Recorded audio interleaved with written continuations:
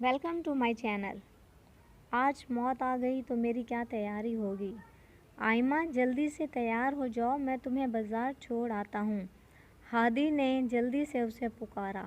अच्छा भाई, ऐसा करना कि रास्ते में सना के घर के सामने 2 मिनट के लिए बाइक रोक लेना।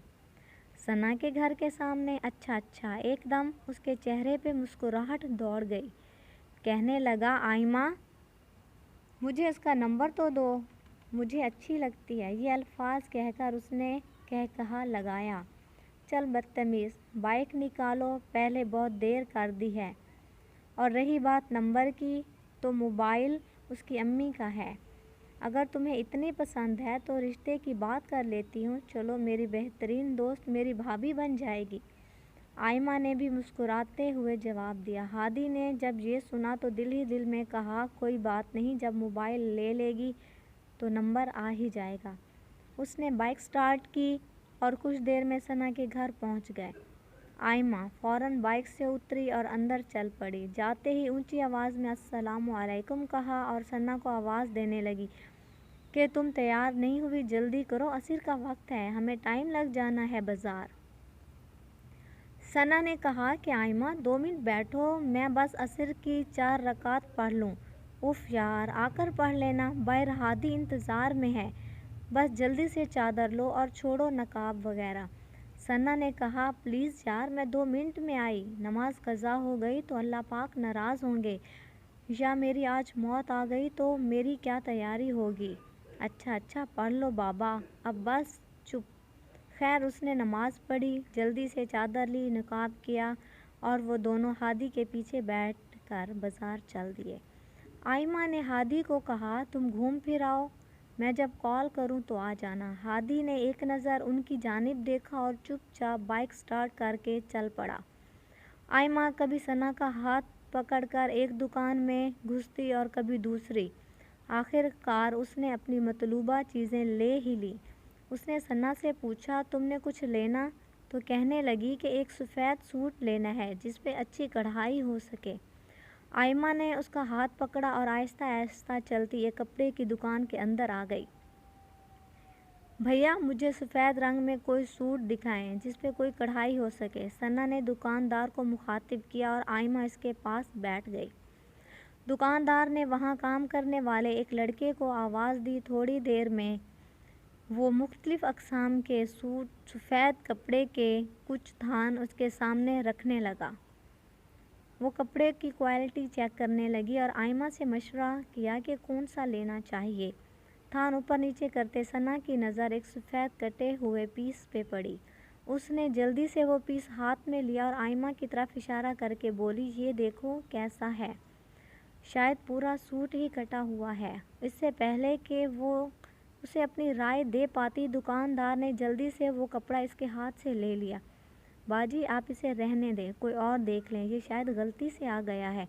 वो दुकानदार के इस रवैये पर हैरान हुए। आयमा चुप रही, लेकिन सना बोली, मुझे तो वही कपड़ा ही लेना है, आप दिखाइए। वो बार बार इसरार कर रही थी। बाजी, ये कपड़ा कफन के लिए है, गलती से यहाँ आ गया, आप इसे रहने दें। दुकानदार के इस जवाब को सुन के इन दोनों के चेहरे के रंग उड़ गए। अगले ही लम्हे सना ने अपना पर्स उठा के दुकान के बाहर निकल गई। आयमा ने उसे आवाज़ दी, अरे रुको, मुझे तो आने दो। दुकानदार भी आवाज़ें देने लगा, बाजी बात तो सुने बाजी। आयमा ने आज से पहले उसे इतना परेशान कभी नहीं देखा था। वो बहुत तेज़ी से चल रही थी। वो लगभग भागती हुई उससे जा मिली। उसने हादी को जल्दी से कॉल की। वो पहले ही उनके इंतज़ार में मतलूबा जगह पे खड़ा था। वो दोनों जल्दी से बाइक पे बैठी। आयमा पूरे रास्ते में उसे तसल्ली देती रही कि इतनी छोटी सी बात पे तुम परेशान हो गई हो। उसने आयमा की किसी बात का जवाब ना दिया। वो अपने घर जाते ही वो अपने कमरे में चली गई। जब वो पीछे पीछे कमरे के अंदर दाखिल हुई तो सना मगरिब की नमाज़ पढ़ रही थी। वो बाहर निकल आई। उसने सना की हालत का उसकी अम्मी को सुनाया और हादी की वजह से बाहर निकल आई। अगली सुबह आयमा की अम्मी ने उसके ऊपर से कंबल हटा के जल्दी से उठाया। वो घबरा गई। अम्मी की आंखों में आंसू थे। वो हड़बड़ा सी गई कि आखिर हुआ क्या है। کچھ بتائے بنا ہی وہ اسے ثنا کے گھر لے گئیں۔ وہاں پہنچتے ہی آئمہ کے پاؤں تلے سے زمین سرک گئی۔ ثنا اب اس دنیا میں نہیں رہی تھی۔ وہ گھٹنوں کے بل اس کی لاش کے پاس بیٹھ گئی۔ دماغ کی نس پھٹنے سے اس کی موت واقع ہوئی۔ حیرانی اور پریشانی کے عالم میں آئمہ کے اندر سے ایک چیخ نکلی اور اس کے بعد وہ اپنے حواس میں نہ رہی۔ جب ہوش آیا تو امی آخری دیدار کے لیے اسے اس کے پاس لے گئیں۔ کل جو سفید کفن دیکھ کے اس سے دور بھاگنے کی کوشش کر رہی تھی، آج وہی سفید کفن اس سے لپٹا تھا۔ انسان اس دنیا میں اتنا مصروف ہوتا ہے کہ اسے پتہ ہی نہیں چلتا۔ اس کے کفن کا کپڑا بکنے کے لیے بازار میں آ گیا ہے۔ آئمہ بے سود اسے جنازے کے لیے لے جاتا دیکھ رہی تھی۔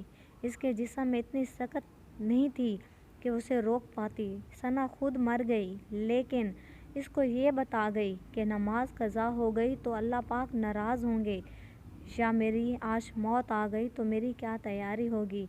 فرینڈز، یہ تھی میری آج کی ویڈیو۔ امید ہے آپ کو پسند آئے گی۔ میری حوصلہ افزائی کے لیے میرے چینل کو سبسکرائب کریں، میری ویڈیو کو لائک کریں اور اپنے تمام فرینڈز میں شیئر لازمی کریں، اور ساتھ ہی بیل آئیکن کو پریس کرنا نہ بھولیں تاکہ میری ہر نئی آنے والی ویڈیو کا نوٹیفیکیشن آپ کو ملتا رہے۔